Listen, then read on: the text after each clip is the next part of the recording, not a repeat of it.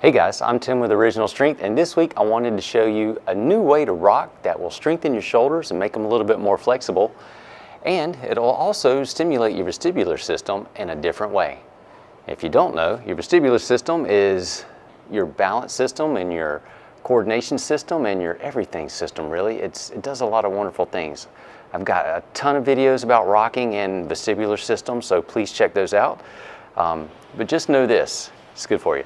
All right, so rocking is typically done back and forth on your hands and knees. And again, this is great for your body, for your joints, for everything. So what we're going to do today is we're going to go upside down and right side up while we rock. So we're going to rock back, drop the head, raise the hips, raise the head, go forward, come back. So we rock back, drop the head, raise the hips, rock forward as we raise the head, rock back. And right here is where you're really going to find, hey, there's my shoulders and my scapula. Now, we can also do it on our hands and knees, rock back, drop the head, raise the hips, rock forward, raise the head.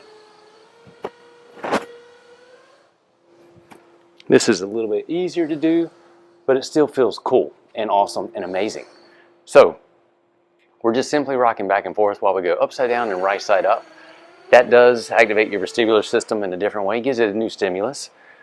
But it's also great for the shoulders, great for the hips, and it's a new way to rock that I think you're going to enjoy because it leaves you feeling like you've done something in a good way. So give that a shot. Let me know what you think. Rocking back and forth while you go upside down to go right side up. All right, I am Tim with Original Strength, and we'll see you next time. To learn more, consider attending an Original Strength certification. Visit originalstrength.net to register.